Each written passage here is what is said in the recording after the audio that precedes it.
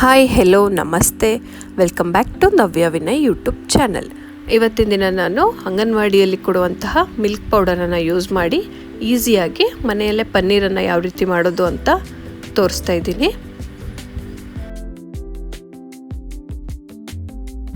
ಅದಕ್ಕೂ ಮುಂಚೆ ನೀವಿನ್ನೂ ನನ್ನ ಚಾನಲ್ಗೆ ಸಬ್ಸ್ಕ್ರೈಬ್ ಆಗಿಲ್ಲ ಅಂದರೆ ಸಬ್ಸ್ಕ್ರೈಬ್ ಮಾಡೋದನ್ನು ಮರಿಬೇಡಿ. ಮೊದಲು ಒಂದು ಪಾತ್ರೆಗೆ ಒಂದು ಅರ್ಧ ಲೀಟ್ರಷ್ಟು ನೀರನ್ನು ಹಾಕ್ತಾಯಿದ್ದೀನಿ. ನೀರು ಸ್ವಲ್ಪ ಚೆನ್ನಾಗಿ ಬಿಸಿಯಾಗಲಿ.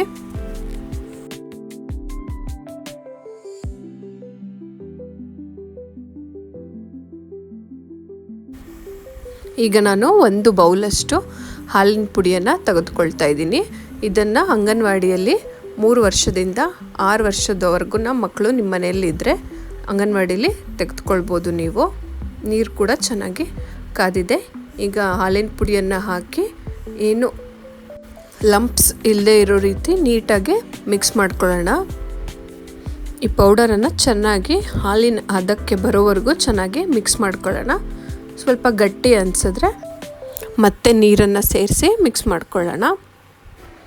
ಒಂದೇ ಸಲ ಪೂರ್ತಿ ಹಾಲಿನ ಪುಡಿಯನ್ನು ಹಾಕಿದ್ರೆ ಗಂಟಾಗುತ್ತೆ. ಹಾಗಾಗಿ ಸ್ವಲ್ಪನೇ ಹಾಕ್ತಾ ನೀಟಾಗಿ ಮಿಕ್ಸ್ ಮಾಡ್ಕೊಳ್ತಾ ಇದ್ದೀನಿ.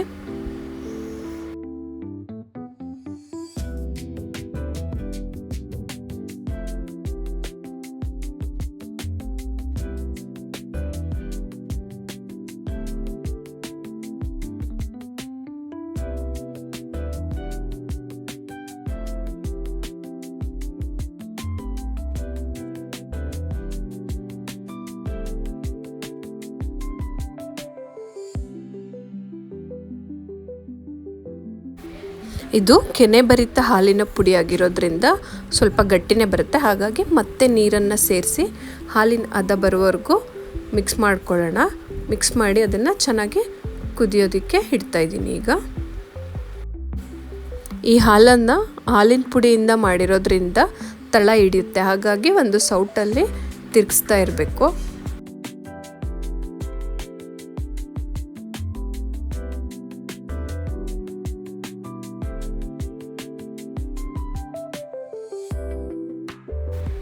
ಈಗ ಒಂದು ನಿಂಬೆಹಣ್ಣನ್ನು ತೆಗೆದುಕೊಳ್ತಾ ಇದ್ದೀನಿ.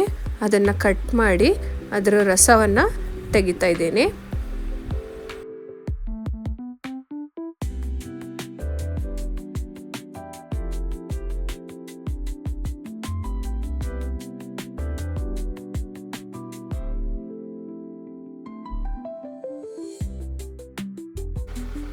ಒಂದು 3 ಸ್ಪೂನಷ್ಟು ನಿಂಬೆ ರಸವನ್ನು ತೆಗೆದುಕೊಳ್ತಾ ಇದ್ದೀನಿ. ಇದನ್ನು ಹಾಲು ಚೆನ್ನಾಗಿ ಕುದಿಬೇಕು. ಹಾಲು ಚೆನ್ನಾಗಿ ಕುದ್ದ ಮೇಲೆ ಆ ನಿಂಬೆ ರಸವನ್ನು ಹಾಲಿಗೆ ಮಿಕ್ಸ್ ಮಾಡ್ತಾ ಇದ್ದೀನಿ.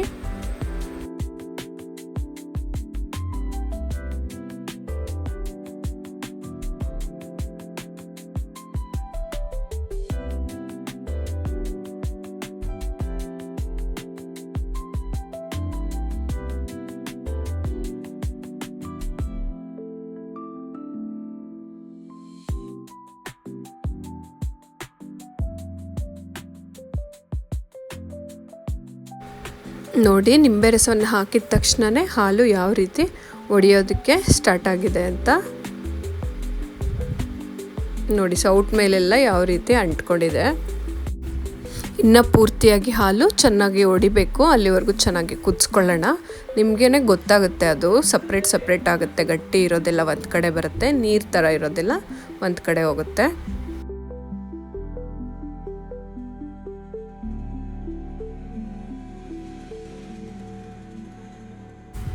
ಹಾಲು ಪೂರ್ತಿಯಾಗಿ ಚೆನ್ನಾಗಿ ಒಡೆದಿದೆ. ಸಾಕು, ಆಫ್ ಮಾಡ್ಕೊಳ್ಳೋಣ ಗ್ಯಾಸನ್ನು.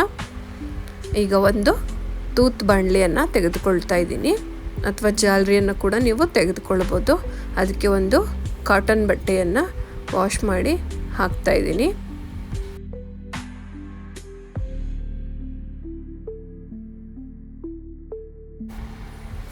ಈಗ ಬಿಸಿ ಮಾಡ್ಕೊಂಡಿರುವಂತಹ ಹಾಲನ್ನು ಸೋಸ್ಕೊಳ್ಬೇಕು. ಹಾಗಾಗಿ ನಾನು ಈ ಪಾತ್ರೆಯನ್ನು ಸಿಂಕ್ ಒಳಗಡೆ ಇಟ್ಕೊತಾ ಇದ್ದೀನಿ. ಈಗ ಒಡಿಸಿಟ್ಕೊಂಡಿರುವಂತಹ ಹಾಲನ್ನು ಸೋಸ್ಕೊಳ್ಳೋಣ. ಆ ಬಟ್ಟೆ ಮೇಲೆ ಹಾಕೋಣ. ನೀರೆಲ್ಲ ಕೆಳಗೆ ಹೋಗುತ್ತೆ. ಗಟ್ಟಿ ಇರುವಂತಹ ನಮಗೆ ಬೇಕಾಗಿರುವ ಪನ್ನೀರಿನ ಅಂಶ ಮಾತ್ರ ಮೇಲಿರುತ್ತೆ. ನೋಡ್ತಾ ಇರ್ಬೋದು ನೀವು ವಿಡಿಯೋದಲ್ಲಿ ಎಷ್ಟು ಚೆನ್ನಾಗಿ ಬಂದಿದೆ ಗಟ್ಟಿಯಾಗಿ ಕೆನೆ ಅಂತ. ಇದೆಲ್ಲ ನೀರು ಚೆನ್ನಾಗಿ ಇಳ್ಕೋಬೇಕು. ಒಂದು ಸ್ಪೂನಲ್ಲಿ ಮಿಕ್ಸ್ ಮಾಡ್ಕೊಳ್ಳೋಣ. ಹೀಗೆ ನೀರೆಲ್ಲ ಕೆಳಗಡೆ ಹೋಗುತ್ತೆ.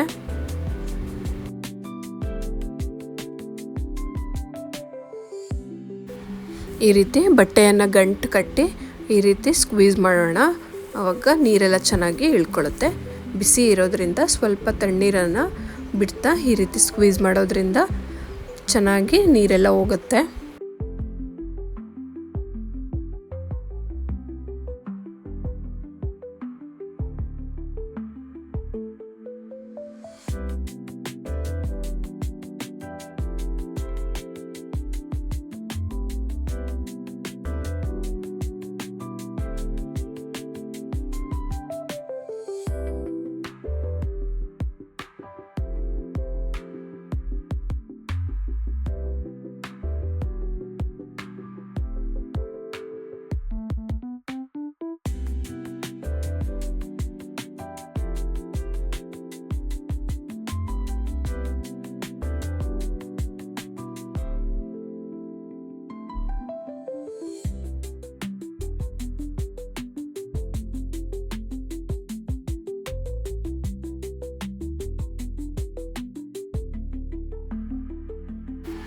ವಾವ್, ನೋಡಿ ಪನ್ನೀರ್ ಎಷ್ಟು ಚೆನ್ನಾಗಿ ಬಂದಿದೆ.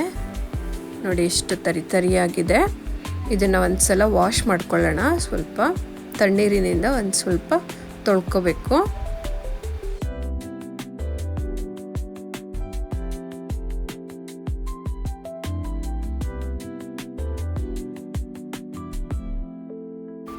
ಪನ್ನೀರನ್ನು ವಾಶ್ ಮಾಡಾದ್ಮೇಲೆ ಮತ್ತೆ ಮೊದಲೇ ಮಾಡಿದ್ವಲ್ಲ ಅದೇ ರೀತಿ ಬಟ್ಟೆಯನ್ನು ಗಂಟು ಕಟ್ಟಿ ನೀರೆಲ್ಲ ಚೆನ್ನಾಗಿ ಹಿಂಡ್ಕೊಳ್ಳೋಣ. ನೀರು ಚೆನ್ನಾಗಿ ಹೋಗಬೇಕು, ಆವಾಗ ಮಾತ್ರ ಪನ್ನೀರ್ ಚೆನ್ನಾಗಿ ಬರೋದು.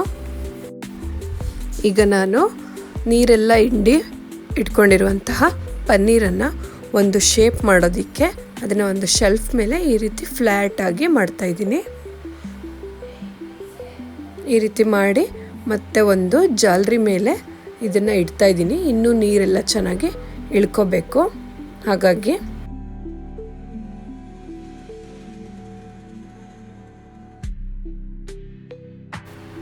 ಅದ್ರ ಮೇಲೆ ಒಂದು ಪ್ಲೇಟನ್ನು ಮುಚ್ಚಿ ಅದ್ರ ಮೇಲೆ ಮತ್ತೆ ಭಾರವಾಗಿರುವಂತಹ ಒಂದು ವಸ್ತುವನ್ನು ಏನಾದರೂ ನೀವು ಇಡ್ಬೋದು. ನಾನು ಒಂದು ಕಲ್ಲನ್ನು ಇಡ್ತಾ ಇದ್ದೀನಿ. ಇದನ್ನು 1 ರಿಂದ 2 ಗಂಟೆಯಷ್ಟು ಬಿಡ್ತಾ ಇದ್ದೀನಿ. ನೀರೆಲ್ಲ ಚೆನ್ನಾಗಿ ಇಳ್ಕೊಂಡಿದೆ. ಈಗ ಓಪನ್ ಮಾಡಿ ನೋಡೋಣ ಹೇಗೆ ಬಂದಿದೆ ಅಂತ ಪನ್ನೀರನ್ನು.